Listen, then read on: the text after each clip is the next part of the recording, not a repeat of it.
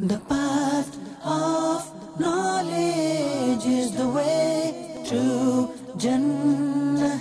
The path of knowledge is the way to Jannah. Alhamdulillahi Rabbil Alameen. Wassalatu wassalamu ala Sayyidil Mursaleen. أما بعد فأعوذ بالله من الشيطان الرجيم. بسم الله الرحمن الرحيم. الصلاة والسلام عليك يا رسول الله وعلى آلك وأصحابك يا حبيب الله. الصلاة والسلام عليك يا نبي الله وعلى آلك وأصحابك يا نور الله. قد ثبتت في الحديث كما روي في صحيح المسلم: من صلى علي مرة واحدة صلى الله عليه عشرة. Viewers of Madani Channel, let us start with the hadith on the importance of durood. As being mentioned in Sahih al-Muslim, as we mentioned, its takhrij, its root, the root channel of the hadith.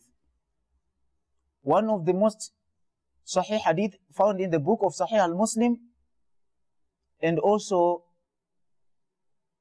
in many other books of hadith, wherein Abu Hurairah Abdul Rahman bin Sakharin said that the Holy Prophet ﷺ said whilst teaching us that the one who sent durood unto him once, Allah Rabbul Izzat wal Jalal will give him 10 rewards. So let us start by sending durood upon the Holy Prophet ﷺ, his family and his companions, sallallahu alayhi wa sallam. Salatan wa salaman alayka ya Rasulallah. Let us start by reviving our intention. As mentioned in the hadith, that the intention of a believer is better than his action. So let us try to make some intention that whatever we are going to listen, we are going to put it into practice. And not only that, it is said that knowledge, you've got three. There are 3 things which we must know from knowledge. Number 1, to know knowledge. To acquire knowledge. That is the first one. To acquire knowledge. Then number 2, to practice knowledge. Then number 3, to preach knowledge. Those are important things which we must bear in mind. So let us make all the intention that we are going to learn, then we're going to practice, then we're going to spread the message. There is a principle which says that the greater the thing, the greater the way to it is. When something is great, then the way to it also is great. That is a principle. That the greater the thing, the greater the way to it is. Our ulama are teaching us the principle. Viewers of Madani Channel, whenever you find me saying a principle, it's a must that you must memorize it, you must diarize it, you must put it in your heart. You must try to remember it. Don't forget it. A principle is a short rule which they put very short, but which affect many things in the rest of our life in this dunya. Principles, many principles. So now, in that principle, we are learning that the greater the thing, the greater the way to it is. Before I explain to you what it means in the Islamical circles or in Sharia, let us try to academically diagonalize it. Now, for example, diamond. I think one of the deepest mining in this dunya, it is to mine the diamond, because it is a a stone which is nafis, according to human beings. It is a stone which is precious. So, in order for you to get it, you have got to undergo tunnels deep down the ground to get it. And when you get it again, you will make sure that you won't lose it. And when you get it again, you'll sell it higher. Its recipient will make sure that you will have got guards to protect it, security guard, because it is an important thing. The greater the thing, the greater the way to eat it is. Now, it's a principle also that also Salah, it's a great thing. Now, just look at the way Salah it is. How many, that is an ibadah, an act of worship, which is surrounded with many, many things. Like you find, sometimes you perform Salah before performing the actual Salah. Like 2 rakats before performing the Salatul Fajr. Then also we've got the Salah before Dhuhr and the Salah after Dhuhr. And the same goes after Asr. And also same goes for Maghrib as well. We've got the Salah afters. And not only that, we find that before making Salah, there are many things you shall have got to undergo. You must make sure that you've got Tahara, the 6 preconditions, the precondition that is the shurut of Salah, all these things. Why? Because Salah is a great thing. So something which is great is surrounded also with great thing. And a way to eat also is great. وَإِنَّهَا لَكَبِيرَةٌ. That's why it was said that it is very, very heavy. It is very, very great. It is very, very heavy, yani. That is the term which was used. It is heavy, except illa ala al-khashi'in. Come back, knowledge. Knowledge is very, very important. And all the act of ibadah revolve with knowledge. No any act of ibadah is going to be accepted without knowledge. So now, to show the importance of knowledge, Imam al-Bukhari, the author of the authentic book called Sahih al-Bukhari, the book of which the most authentic book after the Quran, as-Sahih al-Bukhari. I urge viewers of Madani Channel to try to read that book a lot. It is containing the hadith of all the scholars. Ittafaqa, they agreed on the sihha. That book, Sahih al-Bukhari, it contains thousands of hadith. Now, the way he wrote his book, it was unique. Much that the later scholars who came after Bukhari, some of them, they studied only the chapters which Imam al-Bukhari put. Tabweeb al-Bukhari, the chapters of Imam al-Bukhari is something else. One scholar said, Hafiz Ibn Hajar in Fathul Bari fi Sharh al-Bukhari, Fathul Bari fi Sharh al-Bukhari. What I like of the scholars is that they were so used to poetry, to poems. What they used to do is that whenever they used to write a book, they used to make it a rhyme, so that to make our ears to listen attentively, to make it attractive to our ears. Fathul Bari fi Sharh al-Bukhari. What a name. So therein, he said, Tabweebul Bukhari fiqhu. That the chapters of Bukhari, that was his understanding. It's his fiqh, his understanding. So when Al-Bukhari put a chapter, then he put the hadith, that topic he wanted to prove, that topic which he put. He would put a topic, then try to prove it with the hadith and the Quran. So that is why that book is unique. There is a chapter which he put Babul Ilmi Qabla al-Qawli wal-Amal. A chapter that knowledge precedes actions and words. That before you act, you must have knowledge. This is why I'm mentioning Al-Bukhari here in the picture. Of course, I give him some introduction because I want the viewers of Madani Channel to have got the insight of this type of his like that. You will have got to study him. No any scholar is regarded a scholar if he does not know Al-Bukhari. So now, he put that chapter deliberately that knowledge precedes action and words. Then Imam Al-Bukhari, he put what dalilu qawluhu ta'ala. Just look at Al-Bukhari.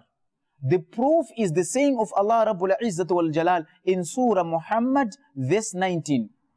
That Allah Rabbul Izzat wal Jalal said, فَعْلَمْ أَنَّهُ لَا إِلَهَ إِلَّا اللَّهُ وَاسْتَغْفِرْ لِذَنْبِكَ. Translation from Kanzul Iman, that you must know definitely that there is no one worth of worship. He said Rabbul Izzat wal Jalal. But he said it with no. You must know. So therein, he said, فَبَدَأَ بِالْعِلْمِ قَبْلَ الْقَوْلِ وَالْعَمَلِ. He started with knowledge before action and deeds. He started by saying, no, you must know. You must know that there is none worth of worship besides Allah Rabbul Izzat wal Jalal. First of all, you must know. Now, this is how to show us. This will show us fadlul ilm, the importance of ilm. Must that it is a shart, a condition to ibadah, to whatever we do. Knowledge, it is a condition that whenever you want to do, you want to go to Hajj, you have got the knowledge of Hajj. Otherwise, if you go to Hajj without no knowledge of Hajj, it will end up like tourism. If you do Salah without the proper knowledge of the shurut of Salah, the arkan of Salah, the fara'id of Salah, that Salah in English, they will call it PE, exercise. Instead of it to be a pray, or to be a prayer, it will be a player. So instead of you praying, you'll be playing. Any act of worship where you do it without knowledge, that type of praying is playing. This is what Al-Bukhari is driving in our heads. Now, going back to that principle, the greater the thing, the more it's important, and also the hard the way to it is. So inshallah, in this episode, I just want to try to give definition of what is ilmi. What is ilm? What is knowledge? Many a time when we hear knowledge, we've got many definitions. Sometimes the definition is wrong. If your definition is wrong, then you won't understand what is knowledge. The word ilm is derived from a three-lettered verb. For those who studied sarf, it is that knowledge wherein we learn the formation of words. In English, they call it morphology, etymology, whereby the art whereby we try to study the morphemes, how the morphemes interact to form a word. We say that terms, they've got two types of meaning. We have got a linguistical meaning. Then we have got a technical meaning. In the previous session, we said a linguistical meaning is general. Then a technical meaning is specific. Now, the technical meaning have got two components. Whenever you define something technically, your definition must be jami' and mani'. Jami', it means your definition must have got two things. It must be inclusive. You must include each and every aspect that definition contains without taking it out.